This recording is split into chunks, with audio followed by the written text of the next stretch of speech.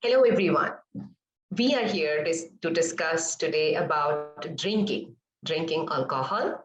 And I know this is a hot topic because everybody wants to know how much alcohol they can consume, whether they can consume or not, whether moderate drinking or low drinking is good for health, because there are quite some literature that is implicating like that. So let's understand that what is moderate drinking, whether it has any health benefits, and what the latest research is saying on this.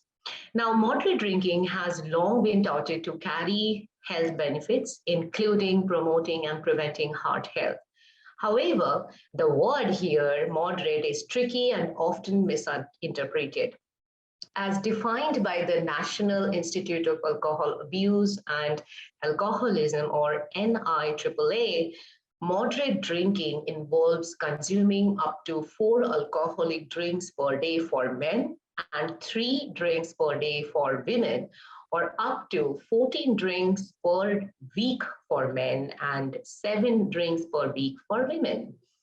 The NIAAA defines one standard drink as 12 ounces of regular beer, which is usually about 5% alcohol, or 5 ounces of wine, which is typically about 12% alcohol, and or 1.5 ounces of distilled spirits, which is about 40% alcohol.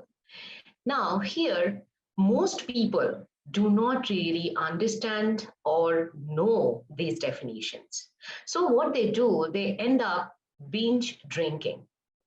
To reduce harmful effects of alcohol, Centers for Disease Control and Prevention of the United States recommends 2 drinks or less in a day for men and 1 drink or less in a day for women. In many cultures, we see alcohol as a regular beverage, a part of celebration.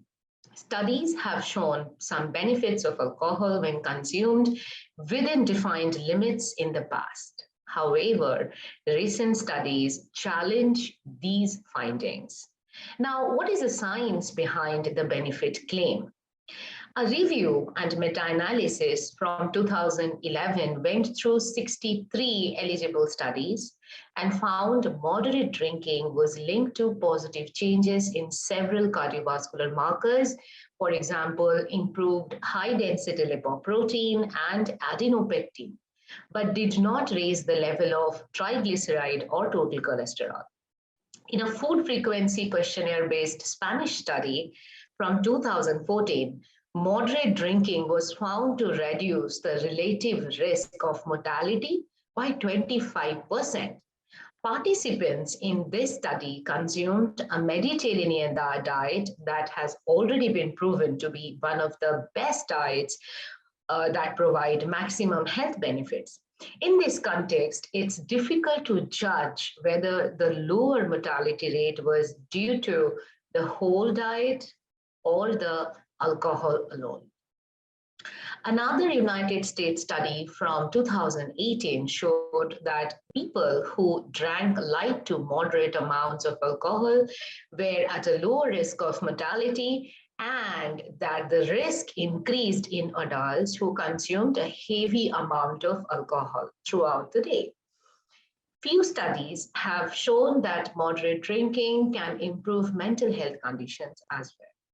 A review study published in 1985 concluded that moderate drinking could reduce depression, stress, tension, and self-consciousness. Additionally, the same study reported that moderate drinking can increase overall affective expression, happiness, and euphoria.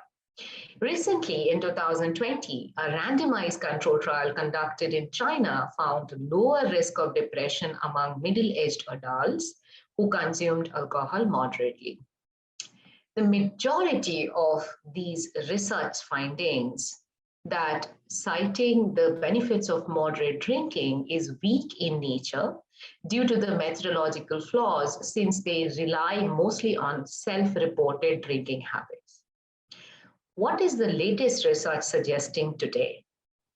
JAMA Network Open Journal reported a large study in March 2022, that is very recent, that included almost 370,000 individuals aged around 57 years who consumed 9.2 drinks per week. The investigators found lower risk of cardiac diseases in participants who consumed light to moderate amount of drinks. However, when they applied the latest genetic technique called Mendelian randomization, the results suggested that all levels of alcohol intake, starting from low to moderate, were linked to increased cardiovascular risk. The risk increased with higher consumption of alcohol. The study concluded, quote unquote, genetic epidemiology suggested that alcohol consumption of all amounts was associated with increased cardiovascular risk, but marked risk differences exist across level of intake, including those accepted by current national guidelines. In 2009, Stockwell and colleagues suggested several research biases associated with alcohol consumption outcomes. They advised wider research by the health and medical community to reflect on the quality of evidence available in this regard. A BMJ study from 2015 suggested that the beneficial association between moderate to low alcohol consumption and all-cause mortality might be influenced by inappropriate selection of participants and weak adjustment of confounders. In essence, recent research has found that even if moderate drinking improved health outcomes, it doesn't prove that it was the only factor responsible. Factors such as genetics or behavioral may also play a role in this. To conclude, I would like to say that health benefits are linked to lifestyle. An occasional drink or two isn't discouraged, but it can't be included in a universal dietary guidelines worldwide as a way to reap health benefits. Frequent addiction of alcohol to diet as a way to gain stated benefits of liquor might lead to addiction and increase the risk of long-term chronic health problems such as heart diseases, some types of cancer, and mental health conditions such as stress, anxiety, depression, etc. A holistic lifestyle involves eating a balanced diet, taking part in regular physical activity, getting enough sleep, maintaining financial stability, and being happy is something that makes you healthy. Consuming vegetables full of minerals, antioxidant, vitamins, and fiber would provide much, much better health benefits than habitual alcohol consumption in moderation.